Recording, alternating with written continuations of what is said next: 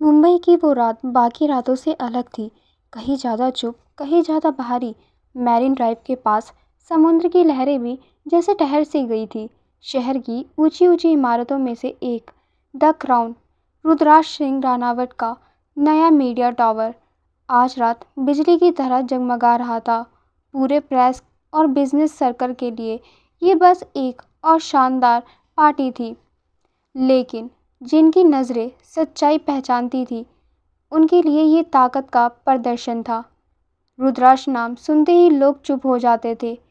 सफ़ेद custom made suit में जैसे कोई साया हो, उसके चौड़े कंधे और उस पर गिरती मंद सुनहरी रोशनी किसी शेर की तरह शांत पर हर पल शिकार के लिए तैयार वह इंसान लगता था। उसकी आंखें थी ठंडी, इतनी ठंडी कि सामने वाला अपनी ही धड़कन सुन ले। वो भीड़ में घुलता नहीं, भीड़ उसके चारों ओर खुद ब खुद जगह बना लेती थी। सूट की पॉकेट में हाथ डाले हल्की सी मुस्कान जो ना जाने शहर की या जहर लोग तय नहीं कर पाते।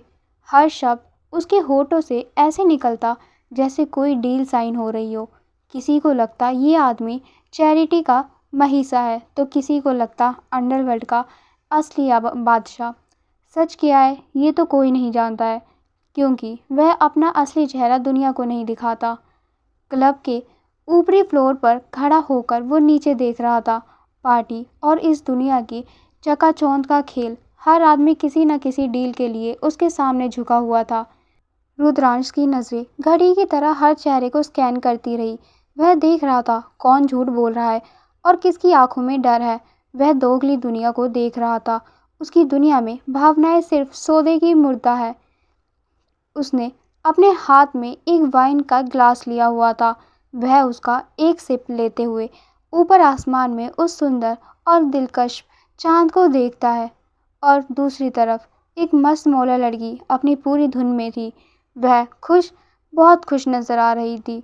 हेडफोन कानों में, होठों पर बेफिक्र सी मुस्कान और हाथों में ऑफिस से मिली छोटी सी गिफ्ट बॉक्स। आज का दिन उसके लिए हल्का और खुशियों से भरा था। सड़क पर स्ट्रीट लाइट्स की पीली रोशनी बिखरी हुई थी और हल्की ठंडी हवा उसके खुले बालों में खेल रही थी। उसकी चाल में वही मस्ती थी जो उसकी जिंदगी का हिस्सा थी। वह ऐसी ही तो थी, चुलबुली, झल्ली, इस काली दुनिया से अनजान, हर चीज को हंसी में उड़ाना, छोटी छोटी बातों में भी खुशी ढूंढ लेना उसकी ये खासियत थी। लेकिन अक्सर सबसे हंसते खिलखिलाते लम्हों में किस्मत का सबसे बड़ा वार छुपा होता है। जैसे ही वो एक सुनसान गली से गुजरी, एक काली वैन उसके सामने आकर जोर से रुकी। ब्रेक की तीखी चीख के साथ उसके कदम भी वहीं ठिठक गए। उस लड़की ने अपनी आंखें घुमाकर उस तरफ देखा। उसका दिल एक पल को तेज धड़कने लगा। वह कदम पीछे हट गई। उसे कुछ सही नहीं लग रहा था। कौन हो ये? कौन है ये बेवकूफ़ लोग? सामने आकर मेरा रास्ता रोक दिया, उसने हड़बड़ाकर कहा। उसकी आवाज़ में हल्की कपकपी थी। उसी वक्त वैन का स्लाइडिंग दरवाज़ा धमक के साथ खुला। अंदर से दो नकाबपोश आदमी कूदकर बाहर आए। उनकी चाल में वो बर्बर शक्ति थी जिसे देखकर कोई भी समझ जाए ये लोग कोई नॉर्मल गुंडे नहीं थे। कौन हो तुम? दूर रहो, मैं चिल्ला दूंगी। लड़की ने उन्हें अपनी तरफ बढ़ते देखा तो वह ज़ोर से चीख पड़ी और पूरी ताकत से भागने की कोशिश की। उसके छोटे छोटे कदम सड़क पर गूंजने लगे, लेकिन उसके भारी बूटों की आहट उसे कहीं तेज थी। पल भर में उनमें से एक ने उसके दोनों हाथ पीछे से जकड़ लिए। वह लड़की छूटने के लिए हाथ पैर मारती रही। उसकी कलाइयाँ उस लोहे जैसे पकड़ में करहा उठी। छोड़ो मुझे, कौन हो तुम और क्यों पकड़ रहे हो मुझे? उसकी चीखें रात की हवा चीर रही थी, लेकिन सुनने वाला कोई ना था। उसे ऐसे चिल्लाते देखकर दूसरे नकाबपोश ने उसकी नाक और होठ पर एक गीला कपड़ा कसकर दबा दिया। तीखी, अजीब सी गंध उसकी सांसों में उतरते ही उसका सिर घूमने लगा। उस लड़की ने पूरी ताकत से खुद को छुड़ाने की कोशिश की, पैर पटकती रही। उसकी आंखें डर और गुस्से से चौड़ी हो गई, लेकिन उसका शरीर धीरे धीरे ढीला पड़ गया। आखिरी बार उसकी धुंधली नज़र सड़क की टिमटिमाती रोशनी पर गई। फिर सब कुछ अंधेरा हो गया। नकाबपोशों ने एक दूसरे की ओर इशारा किया और उसने निढाल शरीर को वैन में डाल दिया। एक नकाबपोश आदमी ने अपना हाथ साफ करते हुए कहा, चलो काम हो गया और ज़्यादा मेहनत भी नहीं लगी। जिस पर दूसरे ने हंसते हुए कहा, सही कहा, लड़की भी काफ़ी खूबसूरत है। बॉस सच में बहुत खुश होने वाले हैं इसे देखकर। और वह लोग मुस्कुराते हुए कार में बैठ गए। वहीं दरवाज़ा धड़ाम से बंद हुआ। इंजन की गड़गड़ाहट के साथ वो वैन शहर की रात में गुम हो गई, जैसे किसी ने उस लड़की को जिंदगी से चुपचाप खींच लिया हो। वहीं दूसरी तरफ ऊपरी फ्लोर पर खड़ा रुद्राक्ष सिंह रानावत अब भी अपने कमरे से नीचे मौजूद पार्टी को देख रहा था। ग्लास की दीवार के पार जगमगाती रोशनी, हजारों लोगों का शोर और हर तरफ उसके नाम की फुसफुसाहट, लेकिन उसकी आंखों में कोई चमक नहीं थी। उसे इन सब से अब उब सी हो चुकी थी। उसकी ठंडी नज़रें भीड़ को ऐसे स्कैन कर रही थी जैसे शतरंज का मास्टर मोहरे गिन रहा हो। तभी उसके फ़ोन की स्क्रीन चमकी। एक प्राइवेट नंबर से कॉल आया था। रुद्राक्ष ने कॉल रिसीव किया। सिर्फ 3 सेकंड तक किसी की भारी सांसें सुनाई दी और फिर उधर से कोई कहा गया, जिससे रुद्रांश के होठों पर हल्की पर रहस्यमय मुस्कान आ गई। उसने गहरी सांस ली और एक ही लाइन बोली, ओके, उसे अच्छे से पकड़ कर रखो, मैं आ रहा हूँ। उसकी आवाज़ में कोई उतावलापन नहीं था, ना ही कोई सवाल, बस एक ठंडी यकीन, जैसे उसे पहले से पता था कि ये होने ही वाला है।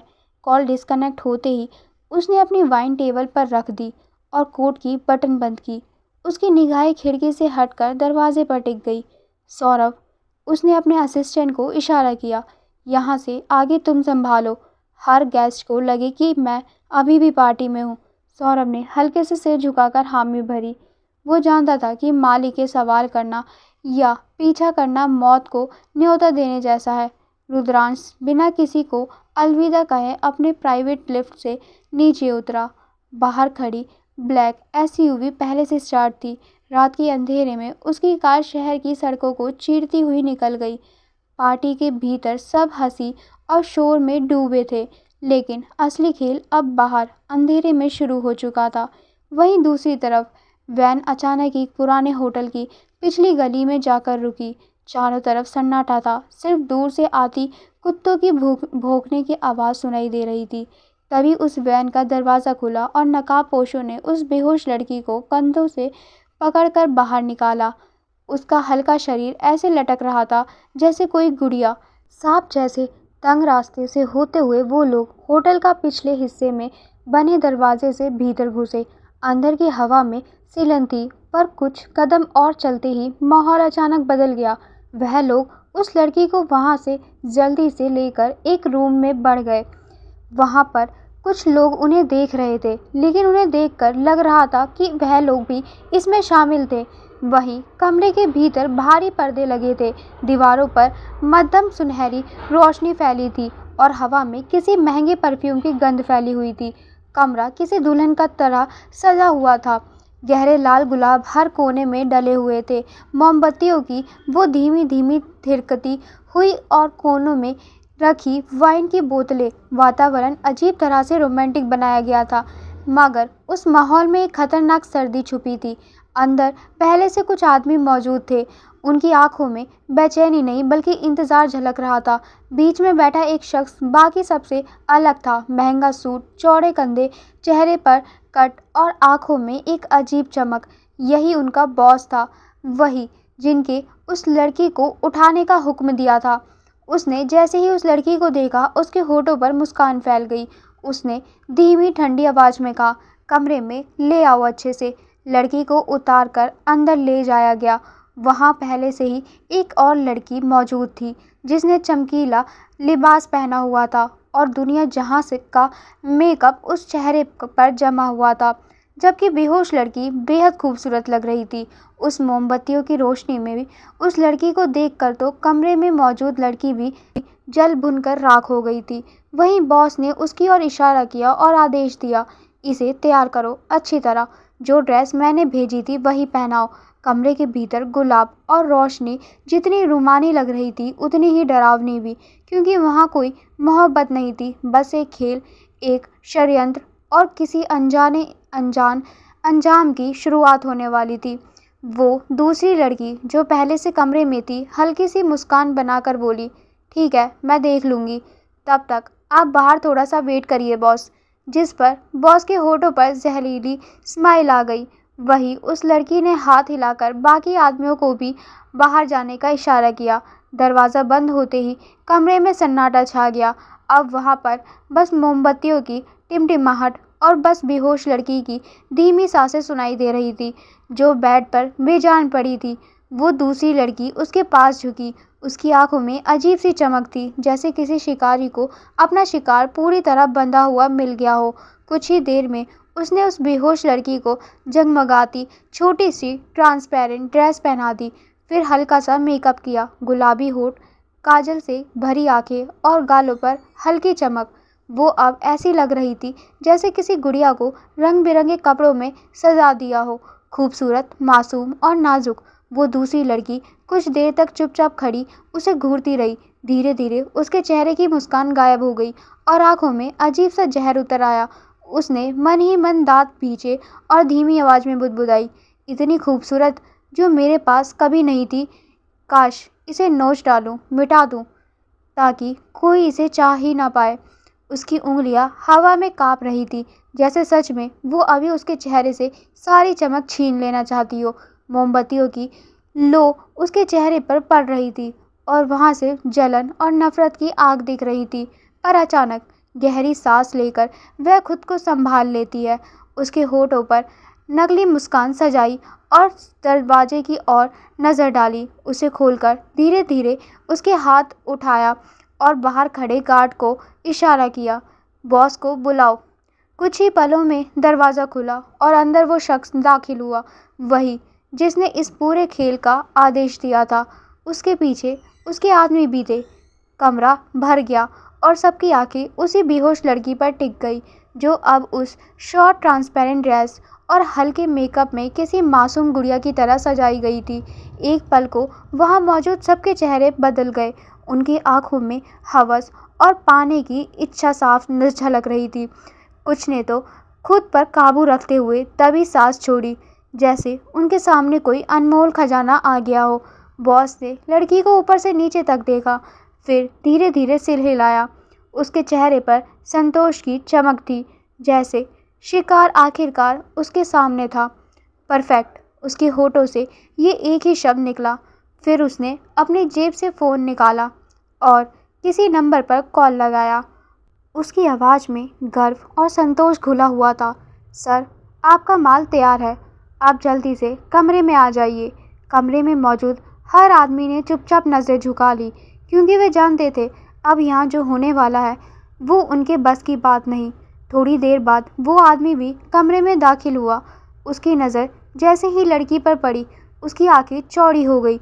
वो पल भर के लिए स्थिर खड़ा रहा, जैसे उसकी सांसें ही अटक गई हो। वाह, उसने भारी सांसें लेते हुए कहा, ये तो असली मोती है। ऐसी खूबसूरती तो मैंने सपने में भी नहीं देखी। उसके साथ खड़े बाकी आदमियों के चेहरे भी हवस से भर गए। एक ने बुदबुदाया, इसकी त्वचा जैसे दूध में धुली हो, मन कर रहा है बस एक बार छू लूं और इस खूबसूरती को पूरी तरीके से बिगाड़ दूं। वहीं दूसरा हंसते हुए बोला, सर, इसे अकेले मत करिए, बाद में इसके साथ हमें भी थोड़ा मज़ा लेने दीजिए। कमरा अब किसी दरिंदों के अड्डे जैसा लग रहा था। सबकी आंखों में भूख थी और सब उस लड़की की ओर झपटने को तैयार बैठे थे। वहीं वो आदमी आगे बढ़ा। उसकी उंगलियां हवा में कांप रही थी, जैसे वो बस उसे नोच खाने वाला हो। आज उसकी आवाज़ भारी और डरी हुई थी। आज मैं इस परी को जन्नत की सैर कराऊंगा। देखने से ही कितनी मुलायम लग रही है, जैसे हाथ लगाते ही टूट जाएगी। हाय, इसका ये मखमली बदन। अब आदमी बेशर्मी से सबके सामने उस लड़की के गालों को छूने लगा, जिससे सबकी आंखें जलन से भर गई। वो सब उसे बेहोश लड़की की और झपटने ही वाले थे कि अचानक एक ज़ोरदार आवाज़ आई। दरवाज़ा इतनी ज़ोर से खुला कि दीवार हिल गई। अगले ही पल काले कपड़ों में पूरी तरह लिपटे हुए कुछ बॉडीगार्ड्स अंदर घुसे। उनके हाथों में चमचमाती गन्स थी। हर मुंह सीधे उन हवस में डूबे आदमियों की तरफ ताना हुआ। कमरे का शोर एक पल में खामोशी में बदल गया। मोमबत्तियों की वो लो कांप उठी। सबसे आगे खड़े बॉडीगार्ड्स ने ठंडी मगर गुस्से से भरी आवाज में कहा, हिलना मत, चुपचाप घुटनों के बल बैठ जाओ, वरना अगली गोली सीधे दिमाग चीर कर निकलेगी। उसकी आवाज़ इतनी ठंडी थी कि सबकी रूह कांप गई। वो हवस में पागल आदमी भी सहम कर पीछे हट गया, लेकिन अगले ही पल वो अपनी गन निकालने वाला था कि एक बॉडीगार्ड ने तेजी से उसके हाथ पर किक मारते हुए उसकी गन छीन ली और उसकी कनपट्टी पर अपनी गन रखते हुए कहा, तुझे बहुत जल्दी से मरने का शौक है क्या? जिससे वो आदमी डर से थर थर कांपने लगा। ऐसी ही सबकी हालत थी। सबके माथे पर बॉडीगार्ड्स ने अपनी गन तान रखी थी। पल भर पहले जो लोग उस लड़की पर टूटने को तैयार थे, अब डर से कांपते हुए घुटनों के बल जमीन पर गिर चुके थे। कमरे की हवा में अब सिर्फ डर और मौत की गंध फैली हुई थी। उन सभी का बॉस गुस्से से बोला, तुम लोग आखिर हो कौन और यहाँ कैसे? उसने ये बोला ही था कि तभी पलक झपकते ही दरवाजे फिर से खुले और इस बार हवा में जो छाया घुसी, उसने कमरे की हर हल्की सी हंसी, हर सांस, हर उम्मीद चुराकर उसे तोड़कर चकनाचूर कर दिया। काले सूट वाले बॉडीगार्ड्स बाहर से आते ही एकदम खड़े हो गए और उनके पीछे एक लंबा सुडौल शरीर का मालिक पर जोर से ठहराव लिए हुए इंसान अंदर घुसा। वह कोई और नहीं बल्कि रुद्रांश सिंह रानावत था। उसके कदम धीमे थे, पर हर कदम के साथ कमरे का वजन बढ़ता गया। जैसे रुद्रांश ने ऊपर से नीचे तक सबका एक बार अपनी ठंडी आंखों से देखा। उसकी नज़रें सूट, चेहरे और हाव भाव सब स्कैन कर रही थी, पर किसी में भी भय के बजाय सिर्फ ढोंग नजर आया। तो उसकी आंखों में ज़रा सी नमी भी नहीं आई। उसका चेहरा यकीनन शांत था, पर जिस शांति में वह खड़ा था, वह शांति डर पैदा कर रही थी। कोई तूफान आने से पहले की खामोशी। वही उस बॉस की आंखें उसे देखकर जैसे फटी रह गई। उसकी सांसें थम सी गई। उस आदमी का चेहरा जो अभी तक घमंड से लबरेज था, अचानक सूख सा गया। कहीं से कोई आवाज़ निकलने की हिमाकत कर पाती उससे पहले ही रुद्रांश ने एक कदम आगे बढ़कर अपना कोट हल्का सा ऊपर किया और उस हल्की सी हरकत से ही कमरे में मौजूद हर शख्स की दिल की धड़कन रुक सी गई। उसकी आवाज़ उतनी ही धीमी थी, पर शब्द ऐसे चाकू जैसे चीरते हुए निकले, आखिर कहाँ से तुम लोगों के अंदर इतनी हिम्मत आ गई कि तुम सबने मुझे रुद्रांश सिंह रानावत को धोखा देने की ज़रूरत की और ये भी सोच लिया कि मेरी नज़रों के सामने से तुम लोग छुप सकते हो? उसके शब्दों में चीख नहीं थी, मगर इतना बोझ था कि पूरे कमरे की सांसें भारी पड़ गई। वो बॉस जो अभी उसका आदमी हुआ करता था, अब ज़मीन पर घुटनों के बल काँप रहा था। उसकी उंगलियां अपने आप ही काँप रही थी, आंखों में पसीना और डर टपक रहा था। Boss, sorry sorry sorry boss, मैंने गलती की, वो हकलाते हुए बोला और दोनों हाथ जोड़कर दया की भीख मांगने लगा। लेकिन रुद्रांश की आंखें अब और ज़्यादा डार्क हो चुकी थी।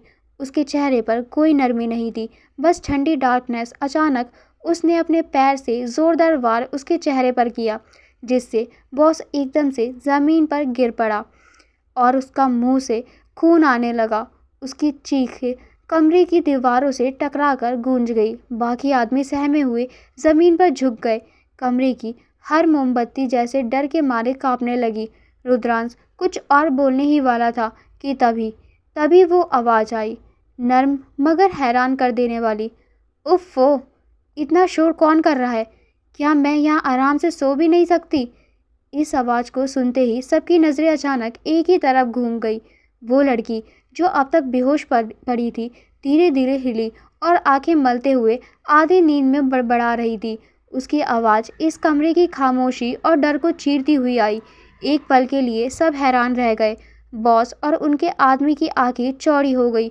उन्हें यकीन ही नहीं हो रहा था कि कोई इस माहौल में इतनी बेफिक्र आवाज़ में बोल सकता है। लेकिन जब देखा वह कौन है, तो उनका और गला सूख गया। वही ये सुनकर रुद्रांश भी एक पल को ठिठक गया। उसकी ठंडी निर्दयी आंखों में पहली बार एक हल्की सी चमक दौड़ी। हैरानी नहीं, कमरा जो अभी खून और डर की गंध से भरा था, अब उस लड़की की मासूम नखरीली आवाज़ से भर गया। वो आवाज़ मानो इस अंधेरे खेल में किसी और ही रंग की दस्तक थी। कमरे में मौजूद हर आदमी की आंखें उसी कोने की तरफ घूम गई। रुद्रांश की नज़र जैसे ही उस लड़की पर पड़ी, उसके कदम ठिठक गए। उसका चेहरा पल भर को जमसा गया। उस हल्की ट्रांसपेरेंट ड्रेस के नीचे उसका नाजुक बदन मध्यम रोशनी में और भी साफ झलक रहा था। रुद्रांश सिंह रनावत, एक ऐसा नाम जिसके खौफ से पूरा अंडरवर्ल्ड कांपता था, जो अपने ज़िंदगी में कभी किसी औरत को देखकर विचलित नहीं हुआ था, आज उस एक पल के लिए जैसे फ्रीज हो गया था। उसकी ठंडी बेरहम आंखें पहली बार किसी अजनबी नज़ारे पर ठहर सी गई। उसके बिस्तर पर वो लड़की धीरे धीरे होश में आ गई थी। उसका सिर भारी था, सांसें उलझी हुई थी, अधखुली कांपती पलकें बार बार झपक रही थी, जैसे वो हकीकत और नींद के बीच झूल रही हो। फिर अचानक एक धुंधला सा नज़ारा उसकी यादों में बिजली की तरह कौंधा। वो काली वैन, नकाबपोश आदमी और उसके मुंह पर जबरदस्ती दबाया गया क्लोरोफॉर्म वाला कपड़ा। उसी पल उसकी आंखें झटके से पूरी तरह खुल गई। वो उठ बैठी। चारों तरफ खूंखार आदमियों को देखकर उसे डरना चाहिए था, लेकिन उसके अंदर डर की जगह एक भयंकर ज्वालामुखी फट पड़ा। अबे ओ, कौन हो तुम लोग? उसकी तेज और कड़क आवाज़ उस शांत कमरे की दीवारों से टकरा कर गूंज उठी। कमरे में मौजूद सारे खूंखार गार्ड झटके से एक कदम पीछे हट गए। उन्हें लगा था कि वो रोएगी, गिड़गिड़ाएगी, पर ये तो उल्टी ही गंगा बह रही थी। अदीप्ता ने कांपते हाथों से अपने कपड़ों की तरफ देखा और उसकी आंखें चौड़ी रह गई। वो पारदर्शी ड्रेस, उसका खून खौल उठा। उसने झटके से अपने हाथ सीने पर लपेटे, पर यह शर्म से सिकुड़ना नहीं था। ये एक शेरनी का खुद को हमले के लिए तैयार करना था। मेरी आंखों में देखने की औकात नहीं है क्या, जो पीछे से कायरों की तरह बेहोश करके यहाँ उठा लाए? और ये, उसने अपनी ड्रेस को घूरते हुए चीख कर कहा, ये बेहूदगी किसने की है? मेरी परमिशन के बिना मुझे छूने और मेरे कपड़े बदलने की ज़रूरत किसने की? उसकी चीख ने पूरे कमरे की खामोशी के चीथड़े उड़ा दिए। उसकी नज़रों में अब मासूमियत नहीं, बल्कि सामने वाले वो भस्म कर देने वाली आग थी। वो लड़की जिसे एक डरी हुई सहमी सी चिड़िया होना चाहिए था, वो तो बवंडर निकली। क्या घूर रहे हो बे? आंखें नोच कर हाथ में दे दूंगी। उसने एक एक गुंडे को अपनी खूंखार नज़रों से स्कैन किया। शक्लें देखी है अपनी? एक की देखकर लगता है जिंदगी में पहली बार किसी लड़की के आसपास भटका है, और दूसरे को तो आईने भी देखकर सुसाइड कर ले। तुम लोग डराओगे मुझे? तुम्हारी तो औकात मेरे सैंडल के बराबर भी नहीं है। बाकी आदमी ज़मीन पर घुटनों के बल बैठे काँप रहे थे। उन्हें अद्विका की बातों से ज़्यादा रुद्रांश के गुस्से का खौफ था, जो अब तक पत्थर की तरह स्थिर खड़ा था। पर रुद्रांश की आंखों में गुस्सा नहीं था, बल्कि एक अजीब सी चमक आ गई थी। वो बस उसे देख रहा था। अद्विका ने अपनी थोड़ी हवा में उठाई और तन कर बैठ गई। और तुम सबको क्या लग रहा है कि मैं किसी कोने में दुबक कर रोऊंगी? प्लीज़ मुझे जाने दो, मेरी इज्जत बख्श दो। वाली नौटंकी करूंगी? बेटा, गलत लड़की से पंगा ले लिया है तुम लोगों ने। मैं वो शिकार नहीं हूँ जो शेर देखकर कांप जाए। मैं वो आग हूँ जो तुम्हारे इस पूरे जंगल को जलाकर खाक कर देगी। उसकी आवाज़ तीर की तरह तनी हुई थी। कमरे में सांस लेने की आवाज़ भी भारी लग रही थी। तभी अद्विका की नज़र उस शांत, खामोश और सबसे खतरनाक दिखने वाले शख्स पर पड़ी, रुद्रांश पर। उसे समझने में एक सेकंड भी नहीं लगा कि इस पूरे खेल का मास्टरमाइंड वही है। उसने बिना किसी झिझक के अपनी उंगली सीधी रुद्रांश के सीने की तरफ तान दी। और तुम, जो भी हो तुम, बहुत बड़ा माफिया डॉन समझता है खुद को। शक्ल से तो ऐसा लग रहा है जैसे किसी सस्ती बी ग्रेड फिल्म का विलन हो। गार्ड्स की आंखें फटी की फटी रह गई। किसी की हिम्मत नहीं थी कि रुद्रांश सिंह रनावत की तरफ आंख उठाकर भी देख ले, और ये लड़की उसे बी ग्रेड फिल्म का विलन कह रही थी। अद्विका रुकी नहीं। अगर इतना ही शौक है अपहरण करने का, तो सामने से आकर उठाता ना, चूहे की तरह। पीछे से अपने ये फालतू के गुंडों को क्यों भेजे? हद है यार, किसी थर्ड क्लास किडनैपिंग है ये। पहले उठा लाओ, फिर ये फटे पुराने जालीदार कपड़े पहना दो। अकल घुटनों में है क्या तुम्हारी? प्रोफेशनल हो या सड़क छाप गुंडे? कमरे में सन्नाटा छा गया। बर्फ जैसी ठंडक फैल गई। रुद्रांश ने धीरे से सांस छोड़ी। उसने अपने कदम आगे बढ़ाए। उसके चेहरे पर कोई भाव नहीं था, लेकिन उसकी ठंडी गहरी आंखें अद्रिका को ऐसे स्कैन कर रही थी जैसे वो कोई अजूबा हो। उसके होठ हल्के से हिले और उसकी गहरी भारी आवाज कमरे में गूंजी। नाम से फर्क नहीं पड़ता, फर्क पड़ता है ताकत से। रुद्रांश को लगा कि शायद अब ये लड़की उसकी आवाज की खनक और उसके करीब आने से डर जाएगी, लेकिन अद्रिका ने जो किया उसकी उम्मीद वहां किसी को नहीं थी। वह अद्रिका ने व्यंग से जोर जोर से ताली बजाई। ताली बजाओ रे सब उसके लिए। बहुत भारी डायलॉग मारा है भाई ने। उसने अपनी आंखों को सीधा रुद्रांश की आंखों में गाड़ दिया। ताकत? काहे की ताकत? एक अकेली लड़की को बेहोश करके उसके कपड़े बदलने वाली ताकत? अरे डूब मर चुल्लू भर पानी में मिस्टर। असली ताकत होती तो मेरी आंखों में आंखें डालकर बात करता, ऐसे पीछे से वार नहीं करता। रुद्रांश की आंखें थोड़ी सिकुड़ी। उसके गार्ड्स ने डर से अपना सिर नीचे झुका लिया। उन्हें लगा अब इस लड़की का काम तमाम हो जाएगा, पर रुद्रांश खामोश रहा। उसके अंदर गुस्से की जगह एक अजीब सी दिलचस्पी पैदा हो रही थी। जो दुनिया उसके नाम से कांपती थी, आज उस एक मामूली सी लड़की उसकी आंखों में आंखें डालकर उसकी धज्जियां उड़ा रही थी।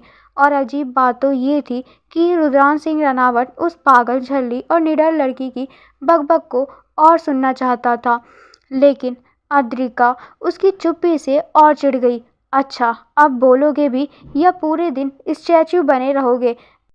सुनो मिस्टर कूल एंड क्रूल, मैं कोई डरी सहमी लड़की नहीं हूँ, समझे तुम? किडनैपिंग करके सोच रहे हो कि मैं रोऊंगी, गिड़गिड़ाऊंगी? ना बाबा ना। मैं ऐसे ही बक बक करती रहूंगी जब तक तुम्हारा मूड खराब ना हो जाए। उसने उंगली उठाकर उसकी तरफ इशारा किया। और एक बात, ये जो मैंने सुना कि बॉस खुश होंगे इसे देखकर, सुनो, तुम बॉस हो ना, तो डिसअपॉइंटेड हूँ मैं तुमसे। Seriously disappointed. रुद्राक्ष के माथे पर हल्की सिलवट आई। जिंदगी में पहली बार किसी ने उसे इस टोन में डिसअपॉइंटेड कहा था। कमरे का माहौल भारी होने लगा था। बॉडीगार्ड्स को डर था कि अब रुद्रांश का गुस्सा फटेगा और ये लड़की सेकंडों में खत्म कर दी जाएगी, लेकिन रुद्रांश कुछ नहीं बोला। वो बस धीरे से आगे बढ़ा, लड़की के करीब आया। उसके कदमों की आहट से अद्रिका के दिल की धड़कन थोड़ी तेज हुई, लेकिन चेहरे पर उसने वही झल्ली एक्सप्रेशन बनाए रखा। वो उसके इतने पास आ गया कि अद्रिका को उसकी ठंडी सांसें महसूस होने लगी। उसकी गहरी आंखें सीधे अद्रिका की आंखों में उतर गई और वह उसे देखते हुए बहुत ही कोल्ड टोन में बोला, बहुत ज़्यादा बोलती हो तुम लड़की, उसने धीमी आवाज में कहा। अद्रिका ने तुरंत पलटकर जवाब दिया, हाँ और बोलूँगी। तुम्हारे जैसे अगड़ू लोगों की अकड़ निकालना तो मेरा फेवरेट काम है। अब क्या करोगे? गोली मारोगे? चलो मारो, मैं भी देखती हूँ आखिर तुम मुझ पर गोली कैसे चलाते हो। उसने सीना तान कर बोला और खुद ही आंखें बंद कर ली, जैसे सच में गोली खाने को तैयार हो। रुद्रांश की आंखों में हल्की सी हैरानी आई। वो लड़की पागल थी या बेहद हिम्मत वाली, समझ नहीं पा रहा था। कुछ सेकंड तक दोनों आमने सामने खड़े रहे। कमरा खामोश था, सिर्फ आद्रिका की तेज सांसें और रुद्रांश की ठंडी नजरें। फिर अचानक रुद्रांश ने पीछे हटते हुए अपने बॉडीगार्ड्स को आदेश दिया, इसे कमरे में ले जाओ और ध्यान रहे इसे चोट ना पहुंचे। अद्रिका हैरान रह गई उसकी बात को सुनकर। उसने बिल्कुल नहीं सोचा था कि ये आदमी ऐसा बोलेगा। उसे तो लगा था कि शायद अब ये बंदूक उसे पर तान ही देगा। तभी उसने देखा कि रुद्रांश और कुछ बिना कही वहां से जा रहा था। उसे जैसे जाता देख वह चिल्लाते हुए बोली, क्या? अरे सुनो, तुम कहाँ जा रहे हो? बात तो पूरी करो, मुझे छोड़ोगे या नहीं? लेकिन रुद्रांश बिना उसकी तरफ देखे कमरे से बाहर निकल गया। उसकी चाल धीमी थी, लेकिन हर कदम पर उसकी ताकत झलक रही थी और वह पूरे बॉसी अंदाज में वहां से दूर चला गया। अद्रिका ने जोर से चिल्लाकर कहा, भाग क्यों रहे हो? डर गए क्या मेरी बकबक से? अरे हिम्मत है तो वापस आओ ना, मेरा सामना करो। कहाँ जा रहे हो? गार्ड्स ने मुश्किल से अपनी हंसी रोकी। उन्होंने लड़की को पकड़ने की कोशिश की, लेकिन वो लगातार बड़बड़ाती रही। अरे हटो, मुझे छोड़ो, मैं जाऊंगी उसके पीछे, उसकी अकड़ निकाल कर ही दम लूंगी। इतना एटीट्यूड किसी प्रिंस चार्मिंग को शोभा देता है क्या? हद है। वो गुस्से में पैर पटकती हुई दरवाजे तक पहुंची, लेकिन गार्ड्स ने उसे रोक लिया। मैडम प्लीज, उनमें से एक ने धीरे से कहा। मैडम कुछ नहीं, मुझे बाहर जाने दो। मैं अभी उस रुद्रांश सिंह, जो भी नाम है वटेवर, उसकी क्लास लगाऊंगी। उसकी ये बातें सुनकर बाकी सबकी सांसें अटक गई। किसी ने आज तक रुद्रांश का नाम ऐसे नहीं लिया था, लेकिन यह एक लड़की थी जो रुद्रांश की क्लास लगाने की बात कर रही थी। रुद्रांश सिंह रानावत कोई आम आदमी नहीं था। वह तो एक ऐसा आदमी था कि उसके सामने सर उठाकर बात करते हुए भी सामने वाला 100 बार सोचता था। लेकिन एक ये लड़की थी जो बक बक किए जा रही थी, और अब तो उसकी क्लास लगाने तक को कह रही थी। समझ नहीं आ रहा था ये लड़की पागल थी या फिर रुद्रांश को जानती ही नहीं थी। तभी गार्ड्स उसे समझाते हुए कहता है, प्लीज़ आप रूम में चलिए, सर का ऑर्डर है और हम आपको थोड़ी देर में सेफ्टी आपके घर पहुंचा देंगे। आप प्लीज़ चुप हो जाए। उन लोगों की बात सुनकर अद्रिका उन्हें घूरते हुए कहती है, ओ हेलो मिस्टर, अब तुम लोग मुझे बताओगे कि मुझे क्या करना है और क्या नहीं। पहले तुम लोग मुझे किडनैप करके लेकर आए और अब तुम लोग बोल रहे हो कि तुम मुझे सेफली मेरे घर पहुंचा दोगे। क्यों विश्वास करूं मैं तुम लोगों पर? मैं तुम्हारे उस सर का और तुम्हारा भरता बनाकर रहूंगी। तुम लोग क्या लगता है कि लड़की कमज़ोर होती है? अब तुम लोग देखना, तुम्हें अद्रिका दिखाएगी लड़कियां क्या चीज़ होती है। कमरे में अद्रिका की कड़कड़ती आवाज़ के बाद जो सन्नाटा छाया, उसे रुद्रांश के एक बेहद खास और वफादार गार्ड ने तोड़ा। अरे मैडम, ज़रा अपनी ज़ुबान पर ब्रेक लगाइए। आप हमें और हमारे बॉस को बिल्कुल गलत समझ रही हैं। गार्ड ने गंभीरता से कहा, हम आपको किडनैप करके नहीं लाए हैं, बल्कि किसी और ने आपको उठाया था। हमारे सर की वजह से तो आज आपकी जान बची है। और दूसरी बात, हमारे बॉस कोई सड़क छाप गुंडे या आम आदमी नहीं है जिनके बारे में आप बिना सोचे समझे इतना अनाप शनाप बके जा रही हैं। अद्रिका ने अपनी एक भौहें ऊपर उठाई। उसका गुस्सा अभी भी 7वें आसमान पर था। उसके व्यंग से मुंह बनाते हुए कहा, अच्छा जी, तो तुम्हारा बॉस क्या इस पूरी दुनिया का मालिक है या फिर कहीं का कोई बहुत बड़ा तीसमार खान? ज़रा मुझे भी तो बताओ कि ऐसा कौन सा बड़ा तीर मार दिया लिया है तुम्हारे इस महान सर ने। अद्रिका की इस बात पर गार्ड को गुस्सा आने के बजाय हल्की सी हंसी आ गई। उसने गर्व से मुस्कुराते हुए कहा, मैडम, आप उन्हें बिजनेस की इस बेरहम दुनिया का बेताब बादशाह ही समझ लीजिए। वो इस कॉरपोरेट वर्ल्ड पर राज करते हैं। आपकी बातें सुनकर साफ लग रहा है कि आपको उनकी हैसियत का कोई अंदाज़ा नहीं है। गार्ड की बात सुनकर अद्रिका जोर से हंसी। उसकी हंसी में घमंड और मजाक दोनों था। उसने एक पैर आगे बढ़ाया और हाथ नचाते हुए बोली, ओह हेलो मिस्टर बॉस के चमचे, ज़रा अपनी जनरल नॉलेज अपडेट कर लो। इस बिजनेस की पूरी दुनिया का सिर्फ और सिर्फ एक ही इंसान राज करता है और उनका नाम है रुद्राक्ष सिंह रानावत। समझे? वो मेरे आइडल हैं, मेरे रोल मॉडल हैं।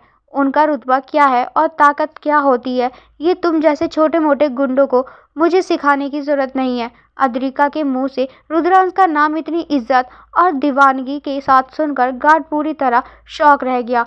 कमरे में खड़े बाकी आदमियों की आंखें भी फटी की फटी रह गई। खुद रुद्रांश, जो अब तक खामोश खड़ा था, उसकी उंगलियों में भी एक हल्की सी हरकत हुई।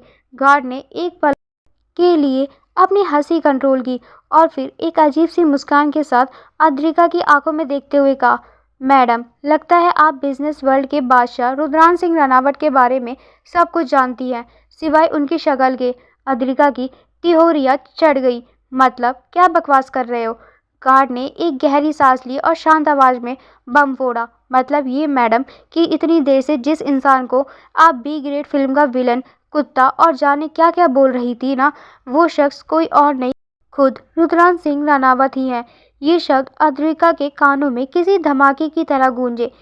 रुद्रांश सिंह रानावत? उसका पूरा शरीर जैसे सुन्न पड़ गया। उसके चेहरे का रंग एक ही सेकंड में लाल से सफ़ेद हो गया। उसने धीरे से अपनी गर्दन घुमाई और उस शांत, खूंखार और बेहद हैंडसम शख्स की तरफ देखा जो अब तक उसकी सारी गालियां चुपचाप सुन रहा था। क्या क्या बकवास कर रहे हो तुम? अद्रिका की आवाज़ अब लड़खड़ा रही थी। उसकी आंखें फटी की फटी रह गई। ये तो कभी हो ही नहीं सकता। ये रुद्रांश सिंह रानावत है, मतलब मेरे आइडल। उसने अपने ही सिर पर हाथ मारा। उसका दिमाग शॉर्ट सर्किट हो चुका था। Oh my God, shit shit shit, मैंने ये क्या कर दिया? मैंने अपने ही भगवान को इतनी गाली दे दी। मैंने उन्हें पहचानने से इतनी बड़ी गलती कैसे कर दी? अद्विका का वो बदमाश और धाकड़ अवतार अब पूरी तरह से एक घबराई हुई फैन गर्ल में बदल चुका था। उसकी सांसें तेज हो गई थी। मुझे मुझे अभी जाकर उनसे सॉरी बोलना होगा। उन्हें बताना होगा कि मैं उनकी सबसे बड़ी फ़ैन हूँ। वो मेरा सपना है। ये बड़बड़ाते हुए अद्रिका ने बिना कुछ सोचे समझे पागलों की तरह रुद्रांश की तरफ दौड़ लगा दी। लेकिन जैसे ही दरवाजे की तरफ अपने कदम बढ़ाए, दो लंबे चौड़े गार्ड्स ने तुरंत उसके सामने आकर रास्ता रोक लिया। मैडम प्लीज़ पीछे हटिए। सर का सख्त आदेश है कि आपको इस कमरे से बाहर कदम भी ना रखने दिया जाए। क्या बकवास है, अद्रिका पूरे आवाज़ में चिल्लाई। अरे मुझे उनसे मिलने से दुनिया की कोई ताकत नहीं रोक सकती। तुम्हें अंदाज़ा भी है कि मैंने उनकी कितनी पूजा की है। मेरी डायरी का हर पन्ना उनके नाम से भरा है। कितनी रातों तक मैंने उनके पोस्टर से बातें की है। और अब जब मेरा भगवान साक्षात मेरे सामने है, तो तुम जैसे 2 टके के बाउंसर मुझे रोक रहे हो। गार्ड्स एकदम खामोश रहे, लेकिन अपनी जगह से 1 इंच भी नहीं हिले। अद्रिका ने गुस्से से जमीन पर अपना पैर पटका और उंगली दिखाते हुए बोली, अरे हटो मेरे सामने से, नहीं तो मैं ये हील उतार कर सीधा तुम्हारे सिर पर मारूंगी। ऐसा निशाना लगाऊंगी कि सीधा अस्पताल में उठोगे। रुद्रांश सिंह रानावत की बिगेस्ट फैन से पंगा लेने का अंजाम नहीं जानते तुम लोग। उसकी आवाज़ इतनी तेज और तीखी थी कि बाहर पहरा दे रहे कुछ गार्ड्स भी घबरा कर अंदर झांकने लगे। मैडम प्लीज़ समझने की कोशिश कीजिए, एक गार्ड ने लगभग हाथ जोड़ते हुए कहा। सर बहुत डेंजरस है। वो किसी को अपने आसपास भी भटकने नहीं देते। आपने उनका गुस्सा नहीं देखा है। अद्रिका ने जोर से एक व्यंग्यात्मक हंसी हंसी। ओ प्लीज़, ये डराने वाली स्क्रिप्ट किसी और को सुनाना। मैं उनके इस गुस्से के पीछे छिपे हुए दर्द को समझना चाहती हूँ। और वैसे भी मेरे रुद्रांश मुझे कभी हर्ट कर ही नहीं सकते। मैं उनकी सबसे प्यारी फ़ैन हूँ, समझे। मुझे बस अभी उनसे मिलना है। उन्हें बताना है कि मैं उनके लिए कितनी पागल हूँ। बोलते बोलते वो अचानक बहुत ज़्यादा इमोशनल हो गई। उसकी आवाज़ में एक अजीब सा पागलपन था। तुम लोग जानते भी हो मेरी दीवानगी। जब पूरी दुनिया चैन से सोती थी, मैं रात रात भर जागकर उनकी न्यूज़ क्लिपिंग पढ़ती थी। जब लड़कियां लिपस्टिक के शेड चुन रही होती थी, मैं लैपटॉप पर उनके बिजनेस इंटरव्यूज लूप पर देखती थी। घंटों धूप में खड़ी रहती हूँ, सिर्फ उनकी गाड़ी की एक झलक पाने के लिए। और आज जब वो मेरे इतने करीब है, तो तुम मुझे रोक रहे हो। उसकी आंखें हल्की सी नम हो गई, लेकिन चेहरे पर वही झल्ली वाली जिद कायम थी। नहीं, मैं किसी भी हालत में उनसे मिलूंगी। तुम लोग चाहो तो मुझे लोहे की जंजीरों से बांध दो। मैं वो जंजीरें तोड़कर भी अपने रुद्रांश के पास पहुंच जाऊंगी। गार्ड्स के माथे पर पसीना आ गया था। किसी भी डॉन या दुश्मन को संभालना आसान था, लेकिन रुद्रांश सिंह रानावत की इस जुनूनी फैन को कैसे हैंडल करे, ये किसी ट्रेनिंग में नहीं सिखाया गया था। तभी अद्रिका ने कुछ ऐसा किया जिसकी किसी को उम्मीद नहीं थी। वो अचानक ज़मीन पर पैर मोड़कर बैठ गई और अपने दोनों हाथ सीने पर बांध लिए। ठीक है, अगर तुम लोग मुझे नहीं जाने दोगे, तो मैं यहीं धरने पर बैठ रही हूँ। हंगर स्ट्राइक, हाँ अनशन। अब देखती हूँ तुम लोग मुझे उनके पास जाने से कैसे रोकते हो। गार्ड्स ने अपना सिर पकड़ लिया। एक ने परेशान होकर कहा, मैडम प्लीज़ उठ जाइए। बिल्कुल नहीं। अद्रिका ने हवा में हाथ उठाते हुए ऐलान किया, अब मैं यहाँ से तभी उठूंगी जब मेरे रुद्रांश खुद चलकर इस कमरे में आएंगे, अपना हाथ मेरी तरफ बढ़ाएंगे और अपनी भारी सेक्सी आवाज़ में कहेंगे, अद्रिका प्लीज़ उठ जाओ। तुम ही तो मेरी लाइफ का इकलौता ऑक्सीजन हो। गार्ड्स ने बेबसी से एक दूसरे की तरफ देखा। उनमें से कुछ को इस पागलपन पर हंसी आ रही थी, जिसे वो बड़ी मुश्किल से दबा रहे थे। और एक बात कान खोलकर सुन लो, अद्रिका ने अपनी आंखें बड़ी बड़ी करते हुए धमकी दी, अगर वो यहाँ नहीं आए और उन्होंने मुझे थैंक्स नहीं कहा कि मैं उनकी इतनी बड़ी फ़ैन हूँ, तो मैं इस कमरे की सारी चीज़ें तोड़ फोड़ कर बराबर कर दूँगी। ये महंगा टीवी, ये लैंप, ये झूमर, सब का बैंड बजा दूँगी मैं। ये कहते ही उसने झटके से पास रखी टेबल से एक महंगा सा विंटेज बास उठा लिया। मैडम मैडम प्लीज़ ये मत कीजिए, नीचे रख दीजिए उसे। गार्ड्स घबराकर आगे बढ़े। अद्रिका ने बास को हवा में ही थामे रखा और तिरछी नज़र से उन्हें घूरते हुए बोली, तो फिर जाओ और बुला कर लाओ मेरे रुद्रांश को, वरना मैं ऐसी झल्ली वाली दहाड़ मारूंगी कि तुम्हारे कान के पर्दे फट जाएंगे। गार्ड्स की जान हलक में अटकी हुई थी कि तभी कमरे का भारी दरवाज़ा एक हल्की सी आवाज़ के साथ धीरे से खुला। एक पल के लिए सब कुछ जैसे रुक सा गया। कमरे में मौजूद हर एक शख्स की नज़र और ज़मीन पर वास पकड़े बैठी अद्रिका की नज़रें सीधे उस दरवाजे पर जाकर टिक गई। दरवाज़ा पूरी तरह खुला और वो अंदर आया। रुद्रांश सिंह रनावत, सफ़ेद शर्ट जिसकी आस्तीनें कोहनी तक मुड़ी हुई थी, डार्क ग्रे पैंट और चेहरे पर वही खौफनाक ठंडी और जानलेवा खामोशी। उसका चेहरा किसी पत्थर की मूरत जैसा था जिस पर कोई भाव नहीं था। लेकिन जैसे ही उसकी सर्द निगाहें ज़मीन पर वास पकड़े बैठी अद्रिका पर पड़ी, जो धरने का नाटक कर रही थी, उसके माथे पर एक हल्की सी सिलवट उभर आई। ये क्या तमाशा चल रहा है मेरे कमरे में? उसकी भारी गहरी आवाज़ ने कमरे के तापमान को जैसे और गिरा दिया। उस आवाज़ को सुनते ही अद्रिका के हाथों में से वो महंगा बाज छूट गया। पर गनीमत रही कि वो और पेट पर गिरा। वो झटके से खड़ी हो गई। उसने अपने बाल झटके और उसकी आंखें ऐसे चौड़ी हो गई जैसे उसने साक्षात किसी देवता को देख लिया हो। Oh my God! ये सच में तुम हो रुद्रांश सिंह रानावत? उसकी आंखों में जो सचमुच सितारे चमक उठे। वो अपनी सारी हेकड़ी और गुस्सा भूलकर एक झटके में दौड़ी और सीधे रुद्रांश के बिल्कुल सामने आकर रुक गई, इतनी करीब कि गार्ड्स की सांसें अटक गई। तुम मेरे सामने खड़े हो, मेरा ड्रीम मैन, मेरा idol. Oh my god, oh god! कोई मुझे चुटकी काटो। नहीं नहीं, मुझे ज़ोर से थप्पड़ मारो। कहीं मैं कोई सपना तो नहीं देख रही? उसने सच में अपने ही हाथ पर ज़ोर से चुटकी काटी और चीखी, आउच! Oh no! ये सच है, ये सपना नहीं है। रुद्रांश, तुम सच में हो, तुम मेरे सामने हो। पीछे खड़े गार्ड्स अब अपनी हंसी और हैरानी दोनों नहीं रोक पा रहे थे। दुनिया का सबसे खतरनाक माफिया किंग सामने खड़ा था और ये लड़की ऐसे उछल रही थी जैसे उसे लॉटरी लग गई हो। लेकिन रुद्रांश अपनी जगह पर बिना पलक झपकाए बस उसे घूर रहा था। उसकी आंखों में कोई हैरानी नहीं थी, बस एक खतरनाक सी खामोशी थी। अद्रिका ने अचानक अपने दोनों हाथ जोड़ लिए और आसमान की तरफ देखकर बोली, थैंक यू भगवान जी, फाइनली आपने मेरी सालों की तपस्या सुन ली। अब तो मैं कहती हूँ कि मुझे रोज़ किडनैप कर लो, मुझे टॉर्चर करो, किसी डार्क बेसमेंट में बांध कर रखो, मुझे सिर्फ पानी और सूखी ब्रेड खाने दो, मुझे सब मंजूर है। लेकिन बस मुझे अपने पास रहने दो। कसम से बता रही हूँ, मैं तुम्हें छोड़कर अब कहीं नहीं जाने वाली। रुद्रांश की ठंडी आंखें और सिकुड़ गई। उसने एक पल के लिए अद्रिका को ऊपर से नीचे तक देखा और उसकी बर्फ जैसी ठंडी आवाज़ गूंजी, तुम सच में पूरी तरह से पागल हो। अद्रिका ने ज़ोर से हंसते हुए कहा, हाँ बिल्कुल हूँ, तुम्हारे लिए तो मैं बचपन से पागल हूँ।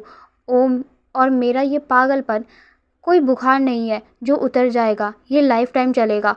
Mister attitude king. कमरा अब भी भारी खामोशी में डूबा था, लेकिन उस खामोशी को अद्रिका की नॉन स्टॉप बकबक तार तार कर रही थी।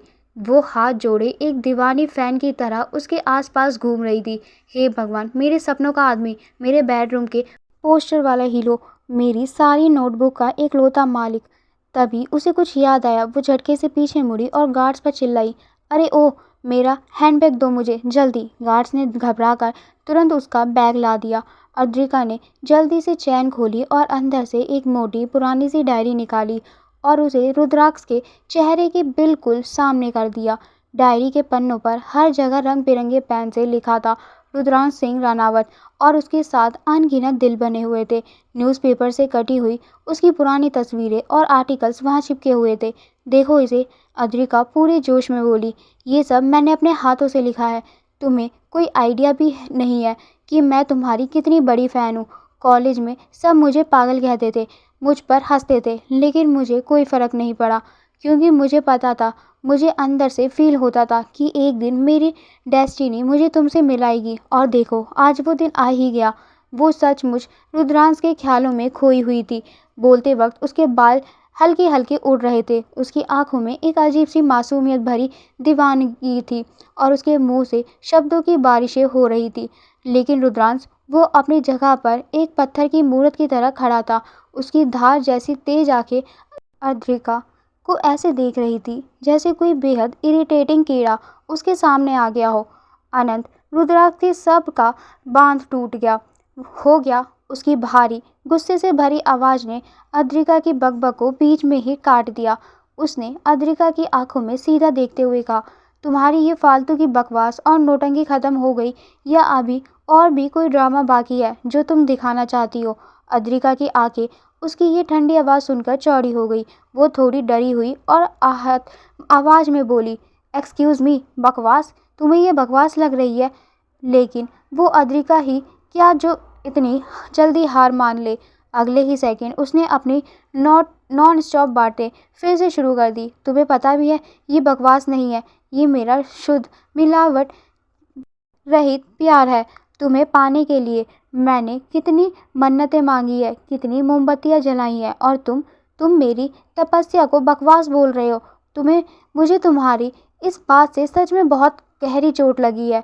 मिस्टर कोल्ड किंग, रुद्रांश ने एक गहरी अजीब सी आह भरी। उसका धैर्य अब खत्म हो रहा था। तुम खुद को समझती क्या हो? उसने एक कदम आगे बढ़ाया। उसका ऑरा इतना खौफनाक था कि कमरे की हवा भारी हो गई। तुम मेरे सामने सिर्फ इसलिए खड़ी हो क्योंकि तुमने अपनी ज़िंदगी का सबसे गलत मोड़ लिया है। तुम मेरी दुनिया का हिस्सा नहीं हो और ना ही कभी बनोगी। ये जो तुम ख्याली पुलाव पका रही हो ना, इसे यहीं डस्टबिन में डाल दो, समझी तुम?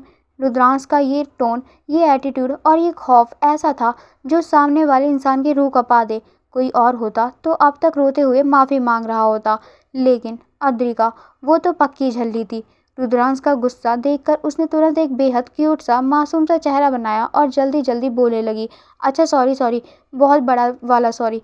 फिर अचानक वो खुद ही रुक गई और आंखें तरेर कर बोली, वैसे 1 मिनट, बस, बहुत हुआ सॉरी। अब मैं और सॉरी नहीं बोलने वाली। मैंने कोई मर्डर थोड़ी किया है जो बार बार सॉरी बोलती रहूं। और इससे पहले कि रुद्रांश कुछ समझ पाता, अद्रिका अचानक एक कदम और आगे बढ़ गई। वो रुद्रांश के इतने करीब आ गई कि उसके बीच सिर्फ कुछ इंच का फासला रह गया। अद्रिका के पास आते ही रुद्रांश की सांसों में एक तेज, मीठी और जानी पहचानी परफ्यूम सी खुशबू भर गई। अद्रिका ने अपना सिर थोड़ा ऊपर उठाया, उसकी आंखों में सीधा देखा और पूरी हिम्मत से बोली, तुम जितना भी अगड़ू बन लो, जितना भी मुझे डरा कर अपने से दूर करने की कोशिश कर लो, पर मैं अब तुमसे दूर नहीं जाने वाली। एक बार जो मैंने पकड़ लिया तो फिर फेविकॉल का मजबूत जोड़ हूँ मैं, समझे तुम मिस्टर अकड़ूचंद? अद्रिका की आंखों में उस वक्त एक अजीब सी चमक थी, एक ऐसी जिंदा दिल चमक जो सीधे रुद्रांश के उस सीने में चुभ रही थी जहाँ दिल होना चाहिए था। वो चमक और बकबक, वो निडरता रुद्रांश को डिस्टर्ब कर रही थी, क्योंकि बिल्कुल ऐसे ही स्थिति उसने पहले भी देखी थी, बहुत साल पहले। अचानक रुद्रांश के दिमाग में एक भूला हुआ मंजर बिजली की तरह कौंध गया। हल्की हल्की बारिश हो रही थी। उसकी छोटी उम्र और वो लड़की, एक ऐसी लड़की जो उसकी अंधेरी ज़िंदगी में एक छोटी सी रोशनी की तरह आई थी, वो भी ऐसे ही हंसती थी, ऐसे ही बिना डरे बकबक करती थी, हर वक्त उसे परेशान करती थी और उसे उसके नाम से चिढ़ाती थी। पर फिर एक मनहूस रात, एक हादसा, एक गन शॉट की कान फाड़ देने वाली आवाज़, और वो बारिश का पानी जो उस लड़की के खून से लाल हो गया था, वो हमेशा के लिए उसकी आंखों के सामने चली गई थी। उसी दिन उस हादसे ने रुद्रांश के अंदर के इंसान को मार डाला था। उसी दिन उसने ठान लिया था कि वो दोबारा कभी किसी को भी अपने इतने करीब नहीं आने देगा कि उसके जाने से उसे फिर वो दर्द सहना पड़े। वो खौफनाक याद आते ही रुद्रांश का चेहरा और भी पत्थर हो गया। उसकी आंखें किसी बर्फ के तूफान जैसी ठंडी हो गई। वो अद्रिका को धक्का देकर पीछे करने ही वाला था कि अद्रिका की आवाज़ ने उसे फिर से उस अतीत के साए में खींचकर प्रेजेंट में ला पटका। तुम्हारे माथे पर ये इतनी सारी लाइंस क्यों है? अद्रिका ने मासूमियत से अपना हाथ थोड़ा उठाया, जैसे वो उसके चेहरे को छूना चाहती हो, पर फिर रुक गई। उसने रुद्रांश की ठंडी आंखों में देखते हुए बड़ी नरमी से कहा, तुम्हें इतना गुस्सा नहीं करना चाहिए रुद्रांश, तुम्हें हंसना चाहिए। कसम से बता रही हूँ, जिस दिन तुम दिल से हंसोगे ना, तो मिस्टर अकड़ू, ये पूरी दुनिया रोशन हो जाएगी। वो बिना किसी डर या झिझक के अपने दोनों नाजुक हाथ सीधा रुद्रांश के चेहरे पर रख देती है। रुद्रांश का पहला इंस्टिंक्ट तुरंत पीछे हटने या उसका हाथ झटक देने का था। एक खूंखार डॉन के चेहरे को इतनी बेबाकी से छूने की हिम्मत आज तक किसी ने नहीं की थी, लेकिन पता नहीं क्यों उसका शरीर जैसे वहीं जम गया। उसने खुद को रोक लिया। अद्रिका ने अपने अंगूठों से उसकी जॉलाइन को हल्के से सहलाते हुए एक गहरी सांस ली और पूरी दीवानगी से बोली, ये देखो, किसी संगमरमर की मूरत जैसी परफेक्ट जॉलाइन, और ये आंखें, उफ, जो पूरी दुनिया को एक पल में राख कर सकती है। मेरा तो बस इन्हीं आंखों के गहरे समंदर में हमेशा के लिए डूब जाने का मन कर रहा है। पीछे खड़े गार्ड्स के चेहरे हंसी रोकते रोकते लिटरली टमाटर की तरह लाल हो चुके थे। उन्हें यकीन नहीं हो रहा था कि कोई उनके खूंखार बॉस के साथ ऐसा बर्ताव कर सकता है। लेकिन रुद्रांश, उसकी गहरी आंखों में एक अजीब सा तूफान था, जिसमें इरिटेशन के साथ साथ एक अनजानी सी क्यूरियोसिटी भी साफ झलक रही थी। इससे पहले कि रुद्रांश खुद को दूर करता, अद्रिका ने अचानक अपने दोनों हाथों से उसकी शर्ट का कॉलर पकड़ लिया और उसे थोड़ा अपनी तरफ खींचा। लिसन मिस्टर अकड़ू सिंह रानावत, उसकी आंखों में सीधा देखते हुए अद्रिका पूरे हक से बोली, तुम मुझे पसंद हो, बल्कि सिर्फ पसंद ही नहीं, बहुत बहुत बहुत ज़्यादा पसंद हो। मैं तुम्हारी सबसे क्रेजी फ़ैन हूँ और मुझे तुम्हारी इस डार्क बोरिंग लाइफ में आना है। और मुझे पूरा विश्वास है कि एक दिन मैं तुम्हारी इस लाइफ की सबसे ज़रूरी चीज़ बनकर दिखाऊंगी। अद्रिका के इतने करीब आने से रुद्रांश की सांसें थोड़ी भारी हो गई। उसके परफ्यूम की मीठी खुशबू उसके दिमाग पर हावी होने लगी थी। उसने बड़ी सख्ती से अद्रिका की कलाइयों को पकड़ा और धीरे से उसके हाथ अपने कॉलर से हटाए। उसकी आवाज़ में एक खतरनाक चेतावनी थी, तुम्हें रत्ती भर भी आइडिया नहीं है लड़की, कि तुम किसके साथ खेलने की कोशिश कर रही हो। ये आग है, जलकर राख हो जाओगी। अद्रिका ज़रा सा भी पीछे नहीं हटी। उसने बड़ी सी मुस्कान के साथ जवाब दिया, मैं तो बस अपने मिस्टर अकड़ू के साथ खेल रही हूँ, जो मेरे सामने इतना बड़ा डेंजर बनकर खड़े हैं। और आपको एक सीक्रेट बात बताऊँ, मुझे डेंजर और ख़तरनाक चीज़ों के साथ खेलने का शौक़ पता नहीं बचपन से ही क्यों बहुत ज़्यादा है। वो एक कदम और आगे बढ़ गई। अब उन दोनों के बीच लिटरली सिर्फ कुछ इंच का फासला रह गया था। हवा में टेंशन इतनी ज़्यादा थी कि उसे चाकू से काटा जा सके। अद्रिका अचानक खिलखिलाकर हंसते हुए बोली, तुम्हें पता है मिस्टर अकड़ू, जब तुम ऐसे गुस्सा करते हो ना, तो तुम बहुत ज़्यादा क्यूट लगते हो। मुझे ना तुम पर एक छोटा सा एक्सपेरिमेंट करना है। रुद्रांश ने अपनी वॉइस सिकुड़ी और उलझन में कड़क आवाज़ में पूछा, एक्सपेरिमेंट? और इससे पहले कि दुनिया का सबसे तेज और खतरनाक दिमाग कुछ प्रोसेस कर पाता, अद्रिका ने पंजों के बल खड़े होकर झटके से उसके गाल पर अपने होंठ रख दिए। एक सॉफ्ट लेकिन एकदम परफेक्ट किस। पूरा कमरा जैसे शौक में बर्फ बन गया। गार्ड्स तो अपनी सांसें ही लेना भूल गए। हंसी तो बहुत दूर की बात थी। अद्रिका खुशी से नाचते हुए एक कदम पीछे हटी, अपने दोनों हाथ हवा में उठाए और एक्साइटमेंट में चिल्लाई, Tada, experiment successful. O my God, तुम्हें किस करना वर्ल्ड की बेस्ट फीलिंग थी। एक्साइटमेंट के मारे उसका चेहरा लाल हो गया था। वो सच में पागलों की तरह वहीं गोल गोल घूमने लगी। ओ my god, O my God, मैंने अभी अभी रुद्रांश सिंह रानावत को किस किया। मेरी तो लॉटरी लग गई। अब तो मेरा नाम पक्का हिस्ट्री की बुक में गोल्डन लेटर्स से में छिपने वाला है। लेकिन रुद्रांश, उसका जबड़ा इतनी ज़ोर से कस गया कि चेहरे की नसें तन गई। उसकी आंखें इतनी ठंडी हो गई कि जैसे कमरे की हवा को ही जमा देगी। उसने धीमी लेकिन बेहद खतरनाक चाल से अद्रिका की तरफ कदम बढ़ाए। एक शिकारी की तरह उसके जूतों की भारी आवाज़ सुनकर अद्रिका का दिल एक भी पल को ज़ोर से धड़का। लेकिन उसके चेहरे पर अब भी वही झल्ली वाली स्माइल चिपकी हुई थी। रुद्रांश उसके चेहरे के बिल्कुल पास झुका। उसकी गर्म सांसें अद्रिका के चेहरे से टकरा रही थी और वो फुसफुसाया, ये हरकत दोबारा अपनी ज़िंदगी में कभी मत करना। अद्रिका ने मासूमियत से अपने होंठ गोल किए, कंधे उचकाए और नखरे से बोली, देखेंगे, वो तो मेरे मूड पर डिपेंड करता है। उसकी ये बेबाक बात सुनते ही रुद्रांश की आंखों में गुस्सा का लावा खौल उठा। उसने अपने दांत पीसते हुए कहा, तुम्हें क्या लगता है लड़की, मैं यहाँ कोई मजाक कर रहा हूँ? उसकी आवाज़ में वो बर्फ़ जैसी धार थी जिसे सुनकर बड़े बड़े माफिया भी पसीने से भीग जाते थे। सारे गार्ड्स डर के मारे कांपने लगे थे, क्योंकि उन्हें पता था कि अब उनके सर का असली शैतान बाहर आ चुका है। लेकिन अद्रिका उनके बिना किसी खौफ से सीधा उसकी खून जमा देने वाली आंखों में देखा, एक बड़ी सी स्माइल दी और गालों पर हाथ रखते हुए बोली, हाय अल्लाह, तुम तो ऐसे गुस्से में और भी ज़्यादा हैंडसम और क्यूट लग रहे हो। मेरा तो मन कर रहा है कि मैं तुम्हें पकड़कर दोबारा किस कर लूँ। और ये बोलकर वो बेफिक्री से तेज़ तेज़ हंसने लगी। उसकी आंखों में रत्ती भर भी डर नहीं था, बस एक ऐसा पागलपन था जिसने रुद्रांश को पहली बार पूरी तरह से निहत्था कर दिया था। तो ये हमारी न्यू कहानी का फर्स्ट चैप्टर है। आई होप आपको पसंद आई होगी। धन्यवाद।